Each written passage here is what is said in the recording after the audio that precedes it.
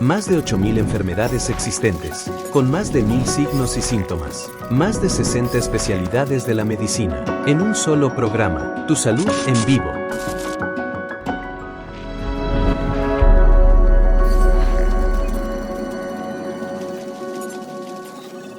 Bienvenidos a Tu Salud en Vivo. En este espacio nos detenemos para hablar de tu bienestar y el de tu familia. Tratamos de brindarte herramientas prácticas para que puedas tener mejor calidad de vida día a día. Al sentir un dolor en el pecho muy intenso, opresivo y con sudoración, se debe acudir inmediatamente a un servicio de urgencias. Si este dolor dura más de 10 minutos y es en la zona entre la mandíbula y el ombligo, puede significar un infarto al miocardio.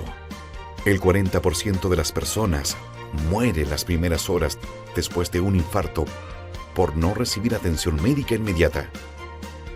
Un electrocardiograma puede ser vital.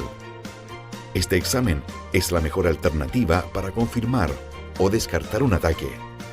El infarto al miocardio es la necrosis o muerte de parte del corazón por no recibir suficiente suministro de sangre.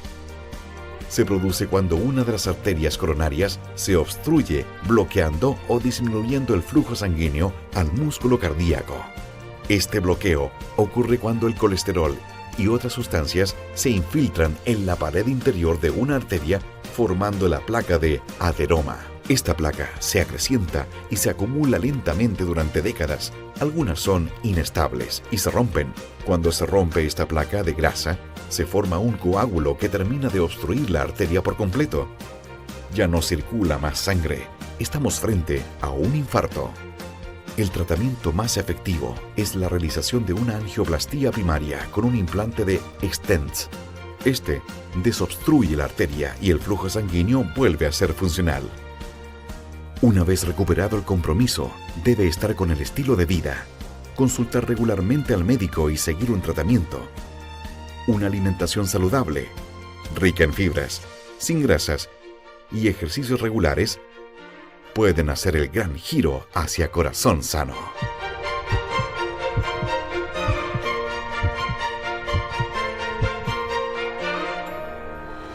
Visitamos el Hospital Escuela y hablamos sobre el IAM, el infarto agudo del miocardio. De esto nos comentaba el jefe del servicio de cardiología del hospital.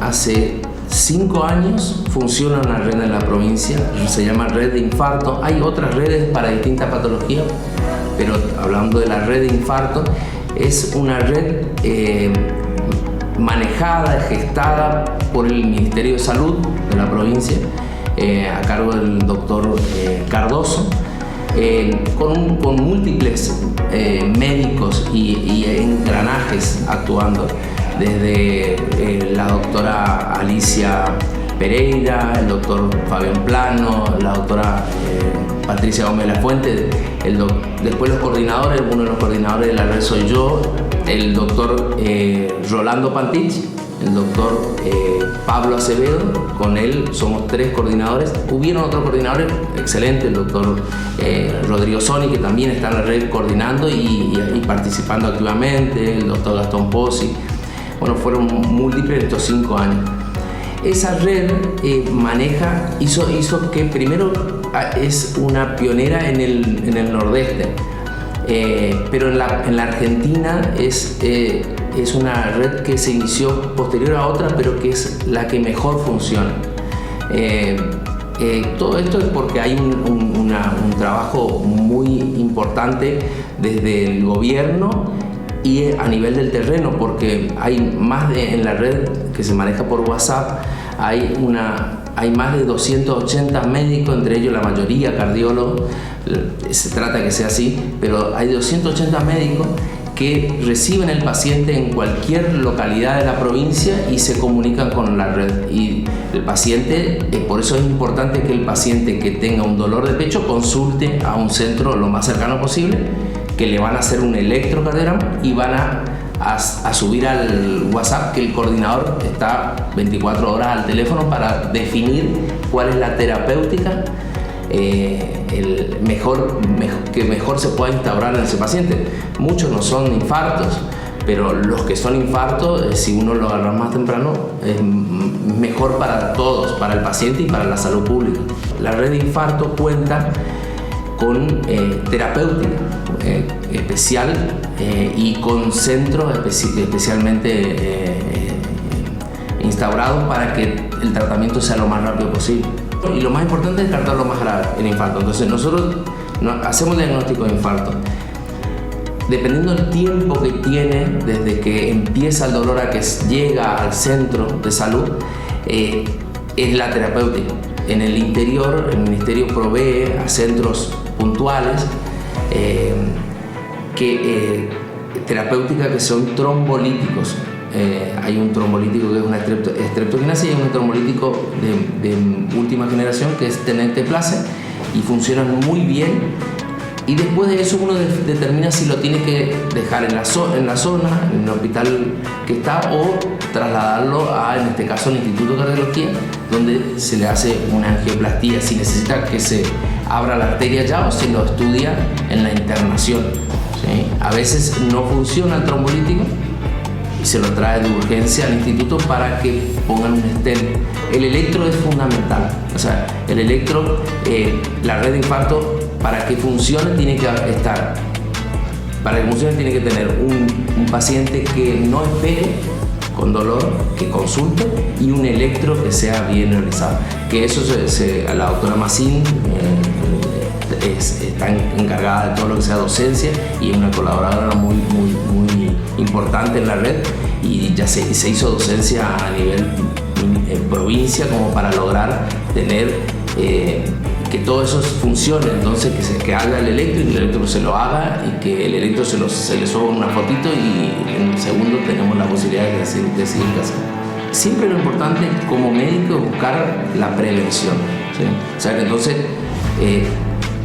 el que controlar el peso, hacer ejercicio, controles con médicos para saber si tienen alguna enfermedad, como ser hipertensión, colesterol, diabetes. Eso sería prevención primaria, secundaria. Y lo otro que es muy importante es que nosotros en la red de infarto, transmito esto, que es importante porque es una herramienta muy buena que tiene el correntino, es consultar cuando tiene dolor. Esto puede hacer que consulte,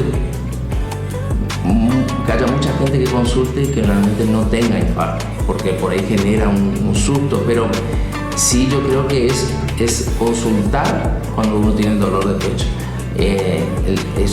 Se hacen preguntas, se hacen un interrogatorio y uno ya puede plantear, esto no tiene que ver con tu corazón, o puede decir sí, tiene que ver, igual te vamos a hacer un electro de las dos formas, y si el electro determina, hablamos con la red de infarto y podemos llegar a hacer un tratamiento lo más rápido posible.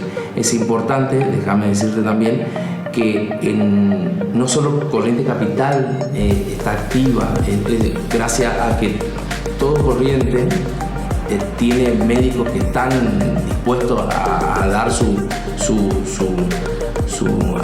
trabajo hacia esta red, hace que funcione, porque cada minuto es un pedacito de músculo que se muere, ¿sí? Entonces es importante la atención rápida. No tener miedo, porque no todo dolor de pecho es infarto.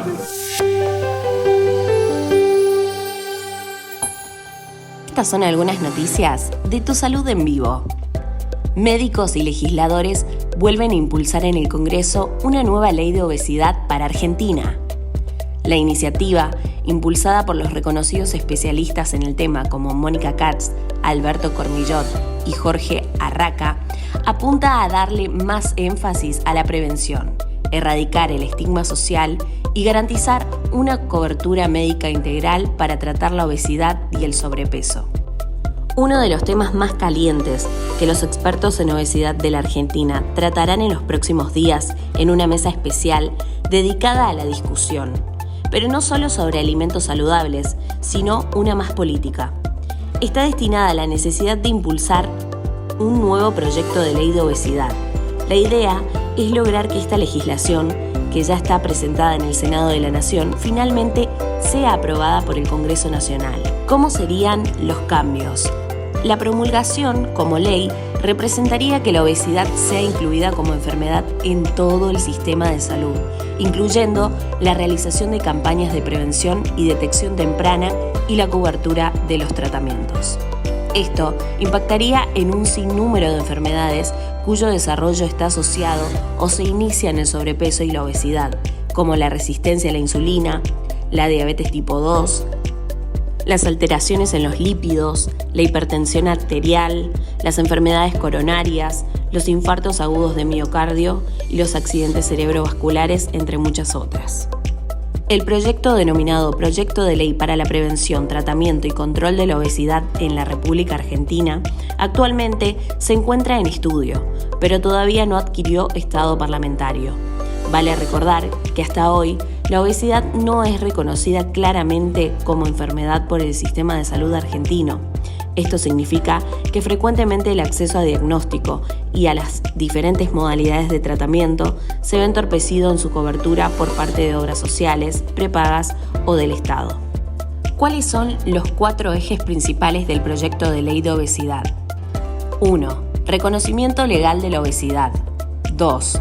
Educación y prevención. 3. Acceso universal al diagnóstico y el tratamiento. 4. Creación del Observatorio Argentino de la Obesidad. Tratar la obesidad no es un gasto, es una inversión. Los beneficios para el sistema de salud serían enormes en términos de prevención de las enfermedades asociadas al exceso de peso, evitando internaciones y reduciendo el uso de medicamentos costosos. Es una política de salud costo efectiva. Estas fueron las noticias de Tu Salud en Vivo. Nos visita la doctora Marianela Ackerman. Un estudio global ha revelado que el 40% de la población vive con obesidad. ¿Cómo le va, doctora? Bienvenida. Hola, ¿cómo estás? Un gusto conversar contigo, como siempre. Bueno, este estudio realmente es un estudio alarmante. Estamos hablando de una cifra que realmente llama poderosamente la atención.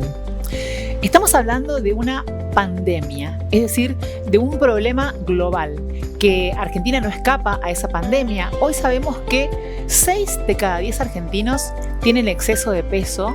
Y esta es una cifra que está en aumento, es decir, no hay un número estable y tiene que ver con muchas causas, pero lo más importante es entender que la obesidad no es una elección, que es una enfermedad, con lo cual los tratamientos tienen que ver no con tener más voluntad, sino con hacer un tratamiento, un diagnóstico y un tratamiento médico.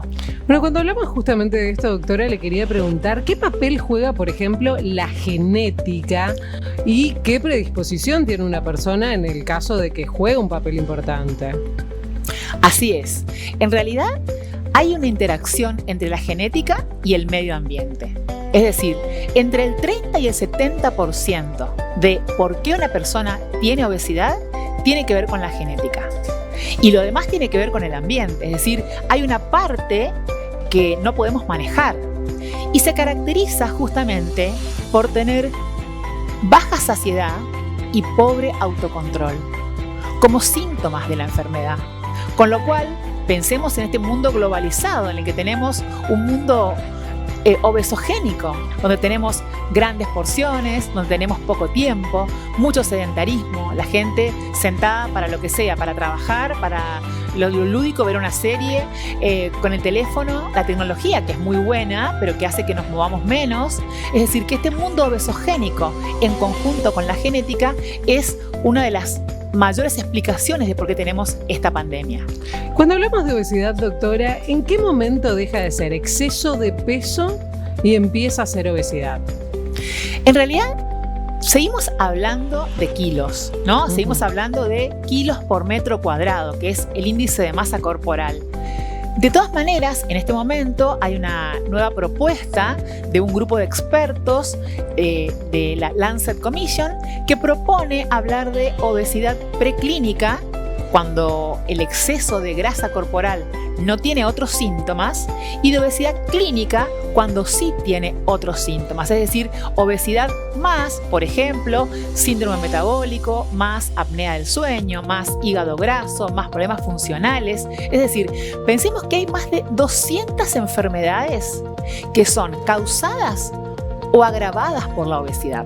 Más de 200. La obesidad en sí es una enfermedad, pero además causa más de 200 enfermedades. Y si bien, como decíamos, podemos hablar de índice de masa corporal, y clásicamente el índice de masa corporal por encima de 25 decimos que es sobrepeso y por encima de 30 decimos que es obesidad, hoy sabemos que la balanza no nos dice todo. Podemos tener una persona que tenga un índice de masa corporal elevado y que tenga mucha masa muscular. Y otra persona que pueda tener un índice de masa corporal normal y que porque tiene poco músculo, sarcopenia, en realidad puede tener exceso de grasa corporal. Recordemos que la definición de obesidad es el exceso de peso que está catalogado como exceso de grasa, ¿no? Es decir, hablamos en este momento del exceso de grasa corporal que puede producir problemas en la salud del individuo, que puede alterar su calidad de vida y disminuir la expectativa de vida. Esa es la definición que más usamos hoy de obesidad. Así que estamos hablando de exceso de grasa funcional, exceso de tejido adiposo y no exceso de peso. Bueno, y en base a eso le quiero preguntar, porque hay varias, no sé si son soluciones, pero tratamientos para la obesidad. Entre ellos está la cirugía, ¿no? Hay varias cirugías que se recomiendan quizás cuando una persona tiene esta patología. Es una patología, ¿no? ¿Lo dije bien? Es una enfermedad, así es, o patología, muy bien. Hoy asistimos a una explosión en el mundo del tratamiento de la obesidad que durante muchos años estuvo solo ligado a coma menos y muévase más, ¿no? El clásico coma menos y muévase más, que sabemos que si bien los cambios del estilo de vida son la base del tratamiento de la obesidad, siempre son la base, en muchos casos no es suficiente. Y en estos casos podemos considerar pacientes que pueden ser candidatos a utilizar fármacos antiobesidad, pacientes que pueden ser candidatos a utilizar dispositivos gástricos como el balón gástrico y pacientes que pueden ser candidatos a considerar la cirugía bariátrica. ¿De qué depende? Básicamente depende de en qué medida la obesidad impacta en la salud de la persona. Es decir, si la obesidad produce otras enfermedades, tenemos que comenzar a considerar otros tratamientos y no solo quedarnos con los cambios del estilo de vida, que como digo, son la base del tratamiento. Trabajamos de hecho en equipo con licenciadas en nutrición, con psicólogos que hacen comportamiento alimentario, que realmente tienen muy buenos resultados como parte del tratamiento, pero en muchos casos, como decía hoy, si hablamos de una enfermedad que tiene baja saciedad y pobre autocontrol, muchas veces no alcanza con enseñar. Es decir, el saber, solamente la información, no produce cambios de comportamiento. Por eso es importante entender que es una enfermedad que tiene estos signos y síntomas y que por lo tanto es importante los cambios del estilo de vida, pero muchas veces tenemos que hablar también de sumar otros tratamientos como fármacos, dispositivos o cirugía bariátrica. Bueno, y quiero preguntarle justamente sobre eso que mencionó, sobre los fármacos, porque ahora se empezaron a publicitar y se empezó a hablar mucho de un fármaco que en verdad atendería a las personas diabéticas, pero que también se usa para el descenso de peso. ¿De qué se trata, doctora? Bueno, tenemos en Argentina 4 fármacos aprobados para el tratamiento de la obesidad. Uno de ellos es la liraglutida, que es un análogo de GLP-1 que se inyecta en forma diaria. Y también tenemos aprobado un análogo de GLP-1 que se inyecta en forma semanal, que es el nuevo, que está aprobado ya desde el año pasado y va a estar disponible en las próximas semanas en Argentina. Es importante hablar que es un tratamiento para la obesidad, pero no para bajar kilos, sino para mejorar salud. Porque hay evidencia que esta medicación, además de contribuir con el descenso de peso, es una medicación muy potente que aumenta la saciedad en el sistema nervioso y trabaja a nivel del intestino. Es una medicación que demostró disminuir eventos cardiovasculares y disminuir la progresión de la enfermedad renal. Es decir, tiene evidencia con estudios de investigación en revistas muy importantes de mejoría de la salud y no solo de mejoría del peso. Con lo cual, creo que es importante hablar de que son medicamentos que tienen que ser indicados por un especialista, que forman parte de un tratamiento, no son automedicables, no es algo que la persona va a ir a la farmacia y lo va a comprar, porque no tienen el mismo efecto y porque tienen indicaciones y contraindicaciones. Y porque además funcionan en el contexto de un tratamiento y con un seguimiento, ya que tenemos que evaluar cuál es la dosis, cuál va a ser el acompañamiento y por lo tanto es un tratamiento que, como digo, se diseña a medida y que tiene que ser indicado por un especialista. Me gusta eso que dice usted de los trajes a medida, ¿no?, para cada tratamiento. Y en el Centro 100, doctora, ¿qué especialistas encontramos? Bueno, somos un gran equipo, comenzando con licenciados en nutrición, psicólogos, psiquiatras, médicos clínicos, endocrinólogos, cirujanos bariátricos. También tenemos estudios, hacemos laboratorios, ecografías, estudios para los pacientes con diabetes y obesidad. Y creo que lo fundamental es trabajar en equipo porque una sola especialidad no tiene todas las soluciones. La obesidad es una enfermedad compleja, la diabetes es una enfermedad compleja, son enfermedades que requieren acompañamiento y creo que eso es fundamental porque muchas veces la gente se siente sola, se siente no comprendida, ¿no? Porque va a un consultorio, le dan un papel donde le dicen lo que no puede hacer y lo que sí puede hacer. Hay innumerables cantidades de dietas que un montón de gente en el mundo comienza cada lunes y que sabemos que todas funcionan a corto plazo, pero ninguna funciona a largo plazo. Por eso esto de evaluar al paciente en la consulta, hacer una historia clínica, hacer un correcto diagnóstico, evaluar con estudios cuál es el impacto que tiene la obesidad en esa persona y tener un acompañamiento donde esté el licenciado en nutrición especializado, haya comportamiento alimentario en el equipo de salud mental, en los pacientes que lo requieran utilicen medicación, que la damos los médicos clínicos endocrinólogos, y también considerar la posibilidad de dispositivos o cirugía. Es fundamental porque no se indica lo que no se conoce y no se tiene. Es decir, hay muchos lugares que dan solo dietas porque, bueno, no tienen otra posibilidad, o lugares en los que solo operan los pacientes porque no tienen un tratamiento interdisciplinario. Y nosotros realmente creemos en el traje a medida. Creemos en que lo mejor para un paciente con obesidad es tener un centro que ofrezca todos los tratamientos que están en este momento aprobados científicamente con aval y que se lo evalúe en forma individual. Es decir, que no salga cada uno con la misma dieta, con el mismo plan, con las mismas indicaciones, porque justamente un solo tratamiento no funciona para todos. La doctora Marianela Ackerman con nosotros.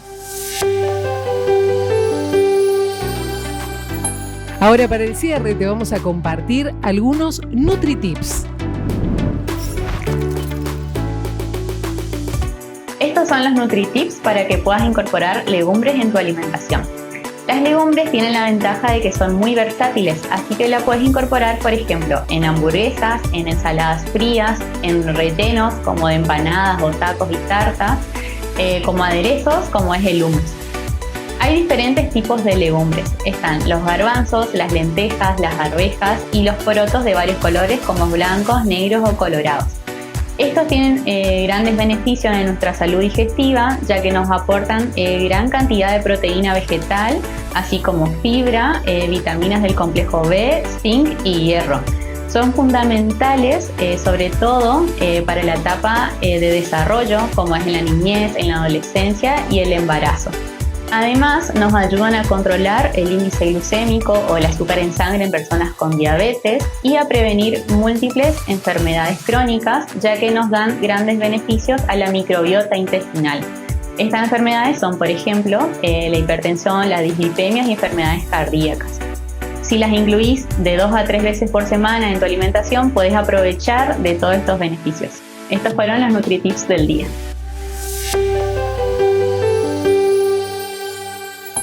Gracias por acompañarnos en otra edición de Tu Salud en Vivo. Nos podés encontrar a través de las redes sociales, Instagram, tusaludenvivo.oficial y también a través de YouTube como Tu Salud en Vivo.